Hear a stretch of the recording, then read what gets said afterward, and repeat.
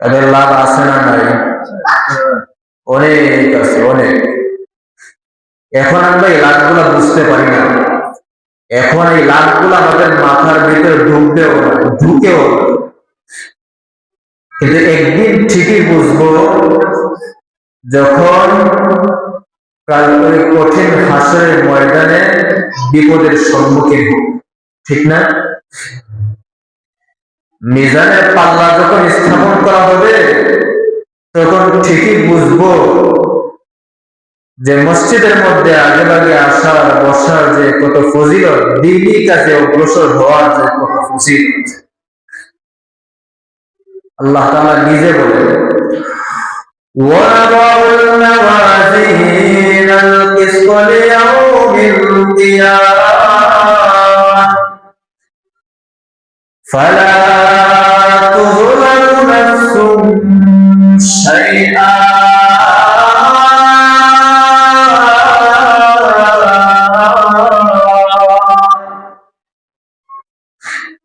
আল্লাহ তাআলা বলেন, ওয়ানাদউল মাওয়াজিনাল কিসত লিয়াউমিল কিয়ামা, কিয়ামতের কঠিন ময়দানে যখন মিজানের পাল্লা স্থাপন করা হবে, ফালা তুযলামু নাফসুন শাইআ, কারো প্রতি বিন্দুমাত্র জুলুম করা হবে না, সকলের প্রতি কি বিচার করা হবে? ইনসাফ বিচার করা হবে। বলে ঠিক না? ইনসাফ বিচার করবেন কে? আল্লাহ। সেই আল্লাহ যদি ইনসাফ বিচার করে, সেই আল্লাহর মসজিদের মধ্যে আমরা আসি না, সেই আল্লাহকে নারাজ করি, সেই আল্লাহকে অসন্তুষ্ট করি, আমাদের হাসরের ময়দানে পার পাওয়ার কোন জায়গা আছে? যার কাছে দৌড়াইবেন না কেন, ঘুরে গেলে আবার কিন্তু রবের কাছেই আসতে হবে। হ্যাঁ, وَإِلَيْهِ تُرْجَعُونَ,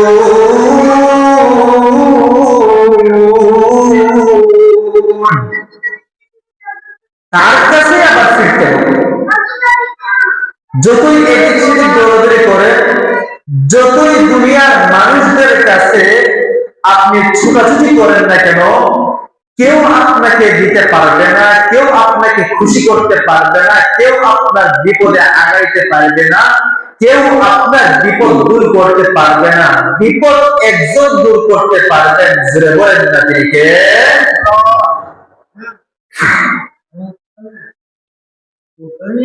আরে আপনাদের সামনে পবিত্র কালামুল্লাহ শরীফ থেকে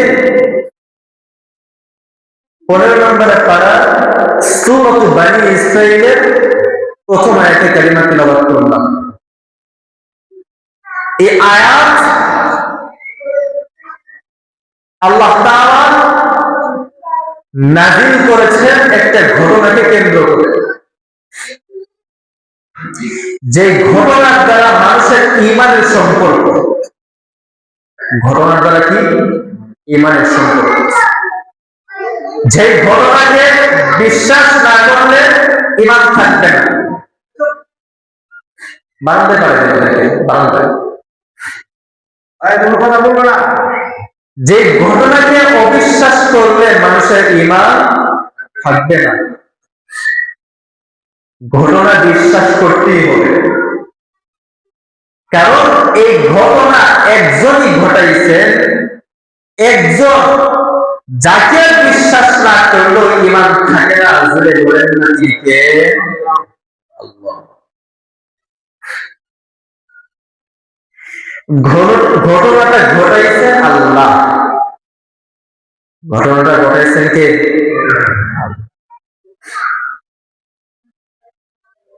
ঘটনাটা মুফাসসিরিনে কেরাম সুন্দরভাবে উল্লেখ করেছেন,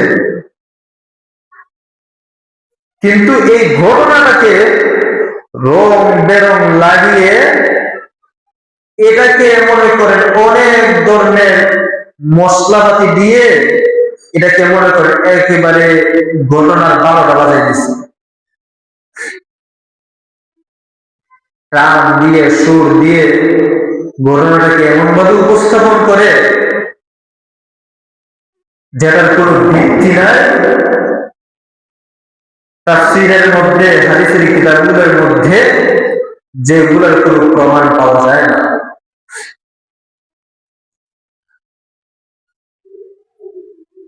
যে ঘটনা যতটুকু হয়েছে, যে হাদিসটা যতটুকু আছে, যে আয়াতের ব্যাখ্যা যতটুকু আছে ততটুকুই বলতে হবে। এর বাইরে বললে এটা অতিরিক্ত বাড়াবাড়ি হয়ে যায়। অতিরিক্ত কি হয়ে যায়? বাড়াবাড়ি হয়ে যায়। আল্লাহ রাসূল সাল্লাল্লাহু আলাইহি ওয়াসাল্লাম বলেন কি, মান কাযাবা আলাইয়া মুতাআম্মিদান ফালইয়াতাবাওয়া মাকআদাহু মিনান নার। যে আমার উপর ইচ্ছাকৃতভাবে মিথ্যাচার করলো, মিথ্যাচার করলো। নবীজির উপর মিথ্যাচার করা মানে কি? নবীজির হাদিস মিথ্যাভাবে উপস্থাপন করা। নবীজি এটা বলে না, মানুষ আমরা বলি কি এটা বলছে।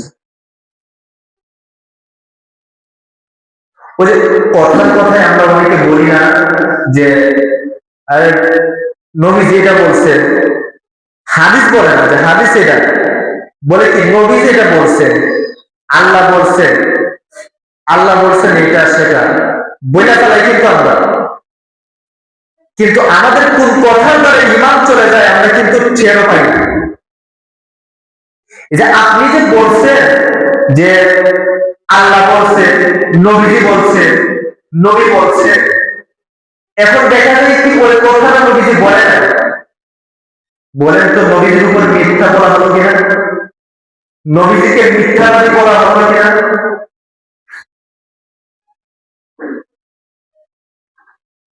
মানে আপনি একটা জিনিস করেন না, আরেকজন বলতেছে আপনি এই জিনিসটা করছেন, তাহলে আপনাকে মিথ্যাবাদী বানানো হলো কিনা?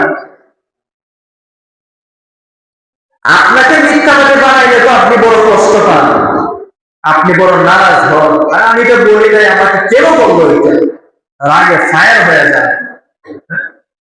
আর নবী যেটা বলে নাই সেটা যখন আপনি জোর করে চাপাই দেন যে নবীজি বলছেন, তখন বলেন তো নবী কষ্ট পায় কিনা? আর নবী যেটা কষ্ট পায় সেটা আমার আল্লাহ কষ্ট পায় কিনা? আর আমার আল্লাহ যেটা কষ্ট পায় তার দ্বারা কি ইমান থাকে না যায়? আল্লাহ যেটা অপছন্দ করে, যেটা স্বয়ং নবী করে না, এটা বলা কি নবীর উপর মিথ্যা বলা, মিথ্যা তহমত দেওয়া, এগুলার দ্বারা ইমান চলে। ঘটনাটা হলো আমাদের সকলের পরিচিত, সকলের জানা শোনা ঘটনা, সেটা হলো মেরাজের ঘটনা। কিসের ঘটনা? মেরাজের ঘটনা। মেরাজের ঘটনা আমরা জানি না? সেটা হলো মেরাজের ঘটনা। এই মেরাজের ঘটনা, আল্লাহ রাসূল সাল্লাল্লাহু আলাইহি ওয়াসাল্লামের যে মেরাজ হয়েছিল এটা আমরা সবাই জানি। তো বিশ্বাস আছে তো আমাদের? নবীজির যে মেরাজ হয়েছিল এটা আমাদের বিশ্বাস আছে না? যদি মুখ দিয়ে উচ্চারণ না করে আর যদি মনে মনে থাকে যে মনে হয়েছিল না হয়, ইমান কিন্তু থাকবে না। নবীজির মেরাজ হয়েছিল সশরীরে, স্বপ্নে না। স্বপ্নে নবীজির মেরাজ হয় নাই, নবীজির মেরাজ আল্লাহ তাআলা ঘটিয়েছিলেন সশরীরে। নবীজির পূর্ণ হিতাহিত জ্ঞান আছে, নবীজির সদা জাগ্রত তখন।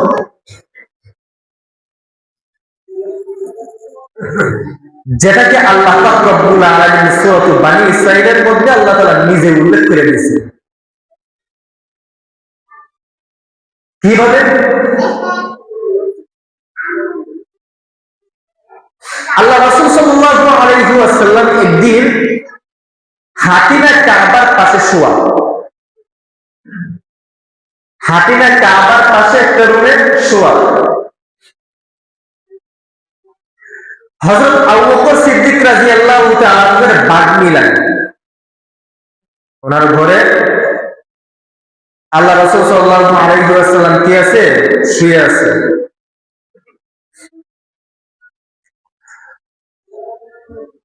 তো আল্লাহ রাসূল সাল্লাল্লাহু আলাইহি ওয়াসাল্লাম শুয়ে আছেন। তো এমন সময় একদিন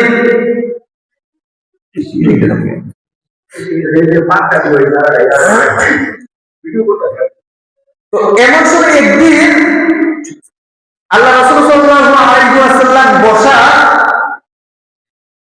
শুয়ে আছেন, তো হঠাৎ দেখলেন উনি রাত্রে বেলা উনি একটা সময় আল্লাহ রাসূল সাল্লাল্লাহু আলাইহি ওয়াসাল্লাম দেখলেন উনি যে ঘরের মধ্যে শুয়ে আছেন জিবরাইল আলাইহিস সালাতু ওয়াস সালাম এই ছাদ ছাইটা আল্লাহ রাসূল সাল্লাল্লাহু আলাইহি ওয়াসাল্লামের কাছে আসছে। সুবহানাল্লাহ বললেন না? ছাদ, মসজিদের ছাদ আছে না, ছাদটা বিভিন্ন করে সোজা রুমের ভিতরে ঢুকছে। এখন প্রশ্ন হতে পারে যে রুমের তো দরজা আছে, জানালা আছে, তো জিবরাইল আলাইহিস সালাতু ওয়াস সালাম তো ইচ্ছা করলে দরজা দিয়ে ঢুকতে পারতেন, ঠিক না? দরজা ডাক দিলে তো খুলে ফেলাতেন নবীজি দরজা। এই ছাদ দিয়া আসার কি দরকার ছিল? মুফাসসিরিনে কেরাম বলেন যে আল্লাহ রাসূল সাল্লাল্লাহু আলাইহি ওয়াসাল্লামের এই ছাদ দিয়ে যে ওই দিন যে আসছে, এটা তো একটা আশ্চর্যান্বিত ঘটনা, ঠিক না? ছাদ ভাঙিয়া ঢুকছে, এটা আশ্চর্যান্বিত ঘটনা না? তো মুফাসসিরিনে কেরাম লিখে যে আল্লাহ রাসূল সাল্লাল্লাহু আলাইহি ওয়াসাল্লামকে জিবরাইল আলাইহিস সালাতু ওয়াস সালাম বলেন যে হুজুর, আজকে যে এরকম ভাবে এই একটা আশ্চর্যান্বিত ঘটনা ছাদ দিয়ে আপনার কাছে আসছে, আজকে পুরো ঘটনাটাই হবে আশ্চর্যান্বিত। সুবহানাল্লাহ। আজকে পুরো ঘটনাটাই অলৌকিক ঘটনা ঘটবে, আজকে এমন কিছু ঘটবে যে সব কিছু হবে একবার আশ্চর্যান্বিত। তো জিবরাইল আলাইহিস সালাতু ওয়াস সালাম আল্লাহ রাসূল সাল্লাল্লাহু আলাইহি ওয়াসাল্লামকে ধরে নিয়ে গেলেন। বাইরে দেখলেন একটা বুরাক অপেক্ষা করা বাহন, বুরাক নামক একটা বাহন, যেটা আমরা সবাই জানি। বুরাক দিয়ে আল্লাহ রাসূল সাল্লাল্লাহু আলাইহি ওয়াসাল্লাম মেরাজে সফর করছেন, ঠিক না? এই বুরাকটা হলো গাধার চেয়ে বড় আর ঘোড়ার চেয়ে ছোট। আমরা অনেক সময় অনেক উজুরা দেখা যায় কি অনেকে বুড়াকে আকৃতি দেয়, বা অনেক সময় অনেকে ছবির মধ্যে দেখায় যে বুড়া এরকম, এগুলা একটাও ঠিক না। বুড়া কেমন এটা আল্লাহ রাসূল সাল্লাল্লাহু আলাইহি ওয়াসাল্লাম বলে দেন না, শুধু ধারণা এতটুকু দিয়ে দিছে যে বুড়াটা হলো গাধার চেয়ে বড় আর ঘোড়ার চেয়ে ছোট, এবং এই বুরাকের স্পিড কতটুকু, যে যানবাহনটা দিয়ে উনি মেরাজে সফর করবেন ওইটার স্পিড কতটুকু? স্পিডটা হলো বুরাকের একটা কদম, বুরাকের একটা কদম ততটুকু পর্যন্ত যায় আমাদের চক্ষুর দৃষ্টি যতটুকু পর্যন্ত যায়। আরো সহজে বোঝায়, যেমন দেখেন এখান থেকে তো গাছ গাছের সামনে গাছ পর্যন্ত শুধু দেখা যায়, ঠিক না? কিন্তু আপনি যদি জমিনের মধ্যে মরুভূমির মধ্যে যদি আপনি যান, চিন্তা করে দেখেন তো আমাদের চক্ষু কতটুকু পর্যন্ত যায়। আরো সহজে বোঝায়, জমিন থেকে আসমান দেখা যায় কিনা? আসমান তো কই কত কিলো হইব, 20-50 কিলো তো হইব, 200-300 মাইল তো অবশ্যই হইব, হ্যাঁ, কোটি কোটি মাইল। এই কোটি কোটি মাইল উপরে আকাশে আকাশ আমরা দেখতে পারি কিনা? তার মানে আমাদের চোখের দৃষ্টি যতটুকু পর্যন্ত যায়, বুরাকের একটা কদম ততটুকু পর্যন্ত যায়। সুবহানাল্লাহ। তাহলে চিন্তা করে দেখেন একটা সেকেন্ডে কতটুকু যাইতে পারে, আর একটা মিনিটে কতটুকু যাইতে পারে, আর একটা ঘন্টায় কতটুকু যাইতে পারে, আর রাত্রের পুরা রাত্র কতটুকু পর্যন্ত যাইতে পারে। চিন্তা করে দেখেন। সুবহানাল্লাহ।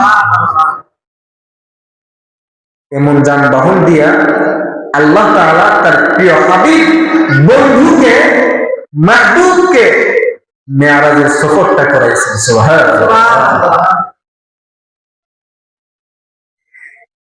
এই মেরাজটা দুই ভাগে বিভক্ত করা হয়েছে। কয় ভাগে? দুই ভাগে। একটা হলো ইসরা আর একটা হলো মেরাজ। একটা হলো ইসরা আর একটা কি মেরাজ। ইসরা হলো রাত্রিকালীন ভ্রমণ। ইসরা মানে কি? রাত্রিকালীন ভ্রমণ। আর মেরাজ হলো সিঁড়ি, সোপান। মেরাজ কি? সিঁড়ি, যেটা সামনে বললে আপনারা বুঝতে পারবেন। তো আল্লাহ রাসূল সাল্লাল্লাহু আলাইহি ওয়াসাল্লামকে জিবরাইল আলাইহিস সালাম ধরে ধরে বুরাককে সাথে নিয়ে আল্লাহ রাসূল সাল্লাল্লাহু আলাইহি ওয়াসাল্লামকে প্রথমে নিয়ে গেলেন বাইতুল মুকাদ্দাস, মসজিদুল আকসা। কোথায় নিয়ে গেছেন? বাইতুল মুকাদ্দাস। মক্কা থেকে বাইতুল মুকাদ্দাসে দূরত্ব প্রায় 1500 কিলো। 1500 kilo, 1500 kilo. এদের 1000 কিলোমিটার রাস্তা আল্লাহ রাসূল সাল্লাল্লাহু আলাইহি ওয়াসাল্লামকে নিয়ে গেলেন বাইতুল মুকাদ্দাসের মধ্যে। ঘটনা বললে অনেক লম্বা করে বলা যায়, কিন্তু সংক্ষেপে বলবো, সময় তো বেশি থাকে না। এই সপ্তাহ আগামী সপ্তাহের ভিতরে শেষ করে ফেলতে হবে। তো আল্লাহ রাসূল সাল্লাল্লাহু আলাইহি ওয়াসাল্লামকে বাইতুল মুকাদ্দাসের মধ্যে নিয়ে গেলেন। তো বাইতুল মুকাদ্দাসের মধ্যে যাওয়ার পর 2 রাকাত নামাজ আল্লাহ রাসূল সাল্লাল্লাহু আলাইহি ওয়াসাল্লাম আদায় করলেন। 2 রাকাত নামাজ আদায় করলেন। তো বাইতুল মুকাদ্দাসের পথে যাওয়ার আগে আর কিছু জিনিস দেখাইছেন আল্লাহ রাসূল সাল্লাল্লাহু আলাইহি ওয়াসাল্লামকে, যে মক্কা কাফেরদের বাণিজ্যিক একটা কাফেলা ওই সময় আসতেছিল। তো এই জিনিসটা আল্লাহ রাসূল সাল্লাল্লাহু আলাইহি ওয়াসাল্লামকে জিবরাইল আলাইহিস সালাম দেখাইছে। এগুলা কেন দেখাইছেন, এগুলা একবার সবার শেষে গিয়ে বুঝতে পারবেন যে কেন এগুলা দেখাইছেন। তো বাইতুল মুকাদ্দাস পর্যন্ত গেলেন। বাইতুল মুকাদ্দাস পর্যন্ত যাওয়ার পর বুরাকের কাজ শেষ। এবার মেরাজের কাজ শুরু। এবার কোথায় শুরু? মেরাজ। এতক্ষণ শুরু হলো ইসরা, রাত্রিকালীন সফর, মানে জমিনের মধ্যে যে সফরটা করা হয় এটা কি বলে? ইসরা। আর মেরাজ হলো কি? সিঁড়ি, উপরে উঠে। সিঁড়ি কি নিচে না উপরে উঠে? উপরে না, মেরাজ সিঁড়ি, উপরে উঠে। জিবরাইল আলাইহিস সালাম আল্লাহর হাবিব সাল্লাল্লাহু আলাইহি ওয়াসাল্লামকে ধরে নিয়ে গেলেন প্রথম আকাশের মধ্যে। কোথায় নিয়ে গেছে? এখানের মধ্যে একটা শূন্যস্থান পূরণ হয়ে গেছে। কি শূন্যস্থান? আমরা অনেক সময় শুনে থাকি যে বাইতুল মুকাদ্দাসের মধ্যে আল্লাহ নবী সাল্লাল্লাহু আলাইহি ওয়াসাল্লাম সকল নবীদের ইমামতিতে ইমাম করে নামাজ পড়াইছেন। শুনছি না?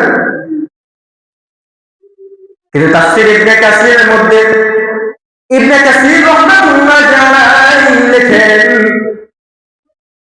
যে ওই যে সাক্ষাৎটা সকল নবীদের সাথে, সাক্ষাৎ সকল নবীদের সাথে পরিচয়, এটা বাইতুল মুকাদ্দাসে প্রথম যাওয়ার পরে হয় না, যখন ফেরার পথে আসছেন তখন হয়েছিল। হয়েছে এটা, কিন্তু যাওয়ার পথে হয় না, আসার পথে হয়েছে। কেন হয়েছে? যদি যাওয়ার পথে হইতো তাহলে প্রথম আকাশে যখন আল্লাহ নবী সাল্লাল্লাহু আলাইহি ওয়াসাল্লামকে নেওয়া হয়েছিল তখন আদম আলাইহিস সালামের সাথে জিবরাইল আলাইহিস সালাম আল্লাহর নবীকে পরিচয় করাই দিয়েছেন, বুঝছেন না? তাহলে যদি আদম আলাইহিস সালামের সাথে যদি বাইতুল মুকাদ্দাসের পরিচয় আগে হয়ে যেত তাহলে তো সেখানে মধ্যে নতুন করে পরিচয় করে দেওয়ার দরকার ছিল না। কথা ঠিক নেই? এখানে এটা পড়ে হয়েছিল। আল্লাহ নবী রাহমাতুল লিল আলামিনকে জিবরাইল আলাইহিস সালাম ধরে নিয়ে গেলেন প্রথম আকাশের মধ্যে। প্রথম আকাশের মধ্যে যাওয়ার পর দিলেন, আসসালামু আলাইকা, আসসালামু আলাইকুম ওয়া রাহমাতুল্লাহ। জিবরাইল আলাইহিস সালাতু ওয়াস সালাম বলেন, হুজুর গো, কার কাছে আসছেন জানেননি? বলেন না। প্রথম আকাশ আপনাকে কার সাথে সাক্ষাৎ করাই দিব, আপনি জানেননি গো? বলে না। জিবরাইল আলাইহিস সালাতু ওয়াস সালাম বলেন, হুজুর গো, প্রথম আকাশে যার সাথে আপনাকে সাক্ষাৎ করাই দিব তিনি হলেন আমাদের সকলের আদি পিতা আদম আলাইহিস সালাম। আদম আলাইহিস সালাতু ওয়াস সালামের সাথে সাক্ষাৎ করা হলো, দোয়া নিয়ে বিদায় হয়ে গেলেন দ্বিতীয় আকাশের মধ্যে। দ্বিতীয় আকাশের মধ্যে সাক্ষাৎ হলো দুইজন নবীর সাথে। একজন হলো ঈসা পয়গম্বর আলাইহিস সালাতু ওয়াস সালাম, আর একজন হলো ইয়াহইয়া আলাইহিস সালাম। ঈসা আলাইহিস সালাতু ওয়াস সালাম আর একজন হলো ইয়াহইয়া আলাইহিস সালাম, দুইজন হলো খালাতো ভাই। দুজন কি? খালাতো ভাই। দুইজন পয়গম্বরের সাথে সাক্ষাৎ হলো। দুইজন পয়গম্বরের সাথে সাক্ষাৎ হওয়ার পরে দোয়া নিয়ে বিদায় হয়ে গেলেন। তৃতীয় আকাশের মধ্যে সালাম দিলেন, ফেরেশতারা দরজা খুলে দিল। তৃতীয় আসমানের দরজা খুলে দেওয়া হলো। তৃতীয় আসমানের মধ্যে জিবরাইল আলাইহিস সালাতু ওয়াস সালাম সাক্ষাৎ করাই দিলেন হযরত ইউসুফ পয়গম্বর আলাইহিস সালাতু ওয়াস সালামের সাথে। ইউসুফ আলাইহিস সালাতু ওয়াস সালামের সাথে আল্লাহ নবী দেখা করেছেন, সাক্ষাৎ করেছেন মেরাজের রাতে। এমনকি ইউসুফ আলাইহিস সালাতু ওয়াস সালামের সৌন্দর্যটাও আল্লাহ নবী সাহাবায়ে কেরামদের কাছে আসার পরে বর্ণনা করেছেন। আল্লাহ নবী রাহমাতুল লিল আলামিন বলেন,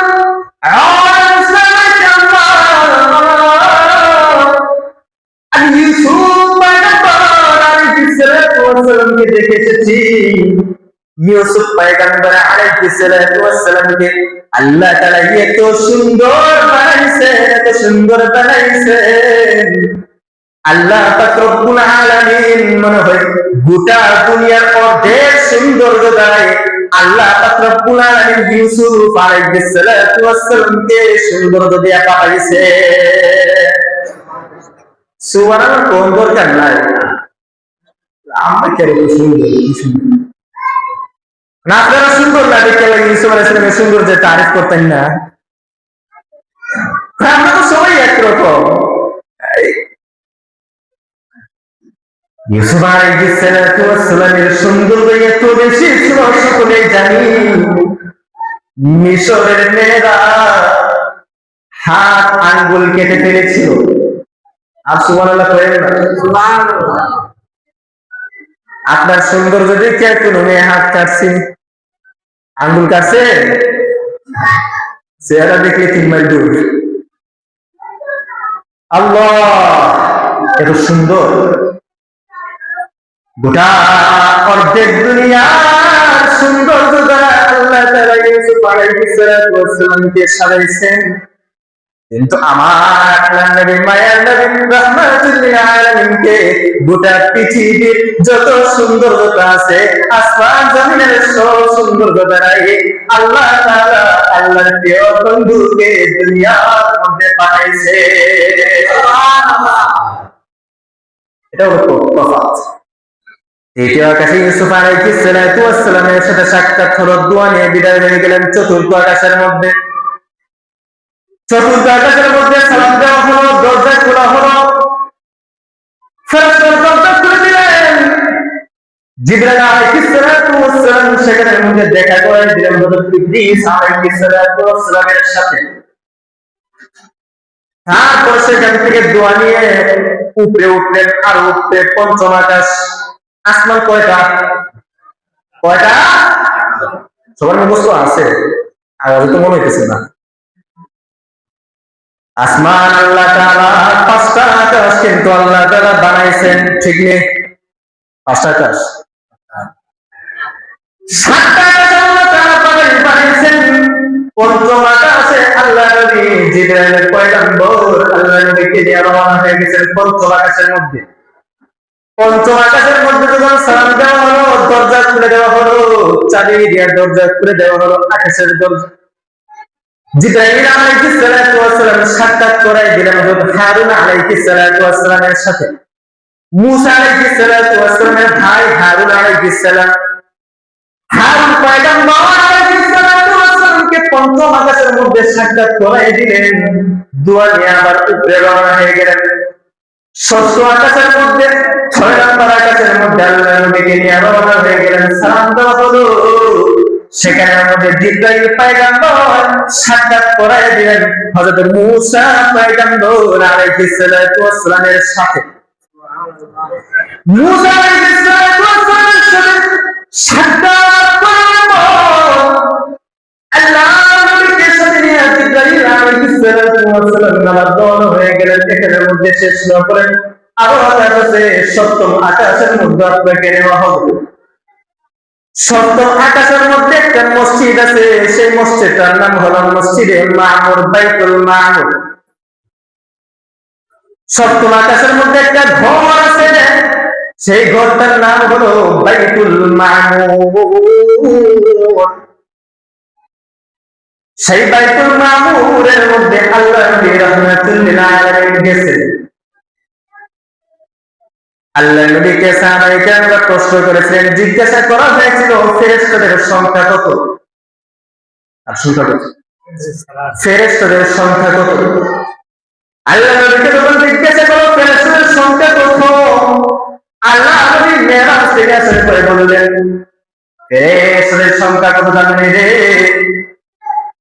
সপ্তম আকাশের মধ্যে আল্লাহ একটা ঘর বানাইছেন ফেরেশতাদের ইবাদত করার জন্য, সেটা হলো বাইতুল মামুর।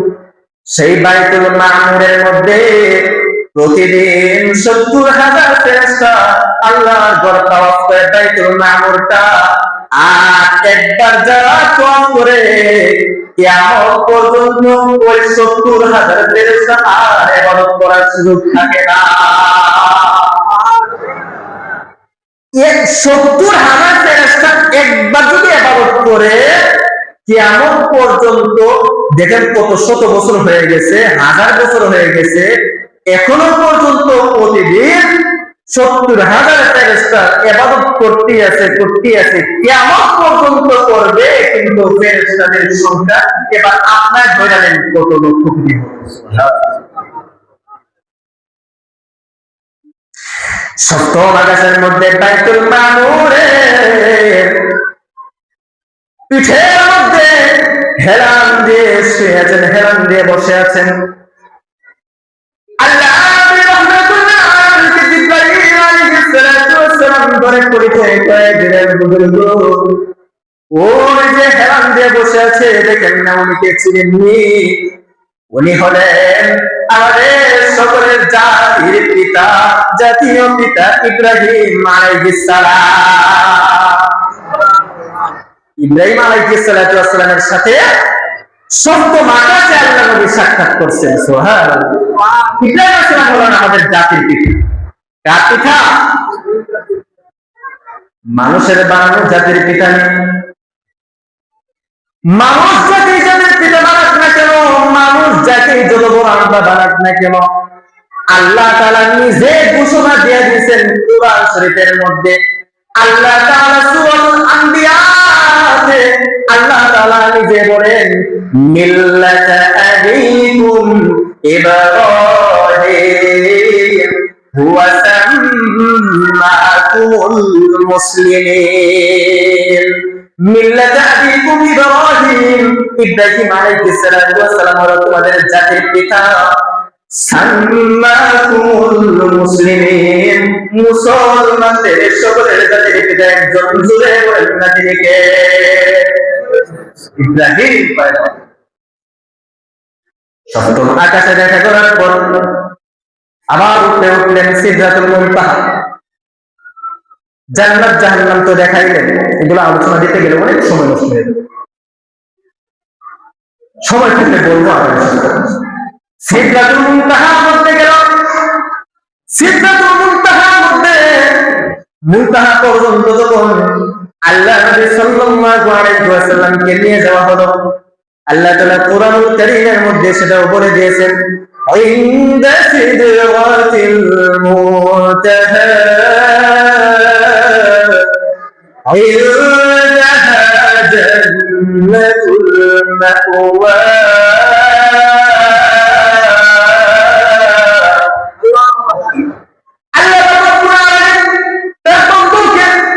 মুহাম্মদ আরবি সাল্লাল্লাহু আলাইহি ওয়াসাল্লামকে জিবরাইল পয়গম্বরের মাধ্যমে সিদরাতুল মুনতাহা পর্যন্ত নিয়ে গেলেন।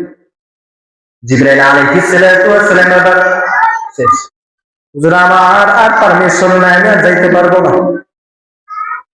আমি আর যেতে পারবো না নবী, আমার জায়গা আমার স্থান এতটুকু পর্যন্ত ফুল স্টপ, এরপরে কতটুকু রাস্তাটুকু আপনাকে একা যেতে হবে, একা যেতে হবে। বলেন তো এতক্ষণ পর জিবরাইল আলাইহিস সালাতু ওয়াস সালাম নিজে নিয়ে আসছেন। জিবরাইল আলাইহিস সালাতু ওয়াস সালামের একটু ক্ষমতা তিনি সিদরাতুল মুনতাহা পর্যন্ত নিয়ে আসা আছে? সিদরাতুল মুনতাহা পর্যন্ত যিনি নিয়ে আসছেন, সিদরাতুল মুনতাহা থেকে নিয়ে আরশে আজিম পর্যন্ত আল্লাহ তাআলা নিজে তার বন্ধুকে দাওয়াত দিয়ে নিজের কাছে ডাইকা নিছে।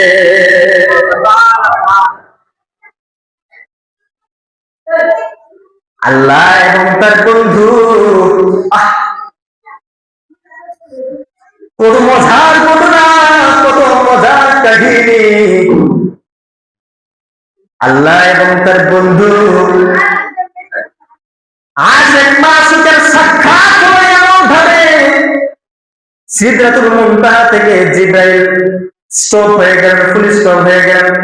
আল্লাহ নবী রাহমাতুল লিল আলামিনকে সাথে নিয়ে আরো উপরে নিয়ে গেলেন, রফ রফ আরো উপরে নিয়ে গেলেন, একবারে আরশে আজিম পর্যন্ত, আরশ কুরসি লৌহ মাহফুজ যা কিছু আছে সব কিছু আল্লাহ দেখাইছেন। সব আল্লাহ যে কুরসি যেটা আছে, কুরসিটা আল্লাহ রাসূল সাল্লাল্লাহু আলাইহি ওয়াসাল্লামকে দেখাইছেন। আল্লাহ রাসূল সাল্লাল্লাহু আলাইহি ওয়াসাল্লামকে আল্লাহ পাক রব্বুল আলামিন বলেন, ও বন্ধু তুমি আমার কত কাছের বন্ধু জানোনি গো, মুসা কালিমুল্লাহ, মুসা কালিমুল্লাহ কিন্তু আল্লাহর সাথে কথা বলতো তুর পাহাড়ের মধ্যে গিয়া, আল্লাহ তাআলার সাথে সরাসরি কথা বলতো, ডাইরেক্টলি কথা বলতো, কিন্তু পর্দা থাকতো ৭০,০০০ পর্দা, ঠিক নেই? ৭০,০০০ নূরের পর্দা ভেদ করে আল্লাহর সাথে কথা বলতো।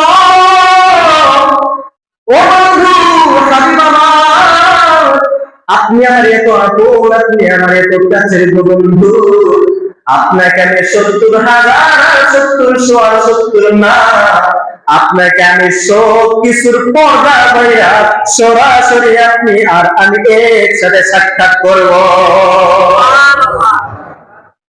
পুরো পর্দা ছিল, পুরো পর্দা, ডাইরেক্টলি কথা বলছে, ডাইরেক্টলি সোজা। তিনটা জিনিস নিয়ে আসেন আমাদের জন্য হাদিয়া। কটা জিনিস? কথা আল্লাহ রাসূল সাল্লাল্লাহু আলাইহি ওয়াসাল্লামকে আল্লাহ পাক রব্বুল আলামিন তিনটা জিনিস দিলেন।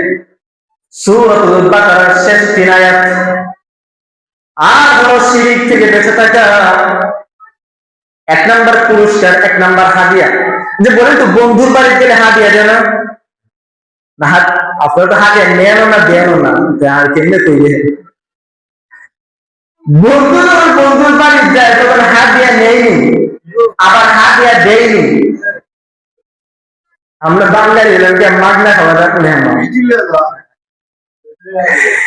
ওই মিষ্টি আর আল্লাহ রাসূল সাল্লাল্লাহু আলাইহি ওয়াসাল্লামকে দাওয়াত দিয়া আল্লাহ নবী কেমনে গেছে না, আল্লাহ নবীকে কি করছেন? আল্লাহ তাআলা দাওয়াত দিয়ে নিয়ে গেছেন নিজের বাড়িতে। নিজের বাড়িতে যখন দাওয়াত দিয়ে নিছেন, এই জমিন থেকে আসমান আসমান থেকে সাত আসমান, সাত আসমান থেকে সিদরাতুল মুনতাহা, সিদরাতুল মুনতাহা থেকে আরশ, কুরসি, লৌহ মাহফুজ সব কিছুর উপরে যখন সরাসরি যখন আল্লাহ তাআলার সাথে সাক্ষাৎ করাইলেন, চিন্তা করে দেখেন এত উপরের সফর, এত বিশাল সফর করার পরও, বিশাল মেহমানদারি করার পরও আল্লাহ তাআলা হাদিয়া দিবেন না? অবশ্যই আল্লাহ তাআলা হাদিয়া দিবেন। কয়টা হাদিয়া? নবীজি হাদিয়া দিয়ে দিল, আমরা দিল না কিছু।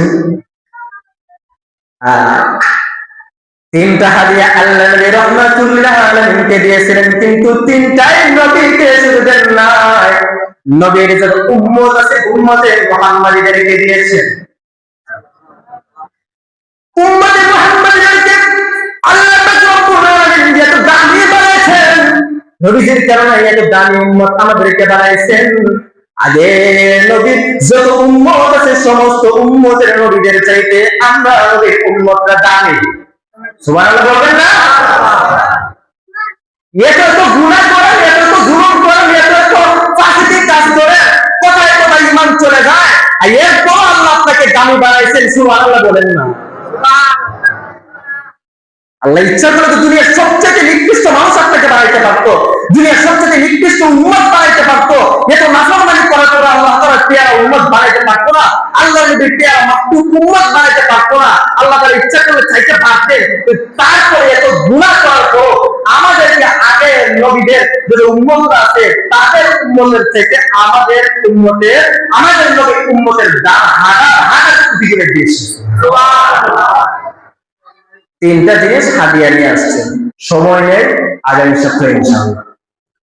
হাদিয়া যদি এত আগে আগে করে ফেলাইতে হইতো না, আগে ইনশাআল্লাহ আগামী সপ্তাহে আল্লাহ তাআলা যদি তৌফিক দান করেন আগে আগে আসবেন মসজিদের মধ্যে। আপনারা দেরি করেন দেখে আমার মূল বিষয়টা আলোচনা উঠতে গিয়ে দেরি হয়ে যায়। আল্লাহ তাআলা সবাইকে আগে আগে মসজিদের মধ্যে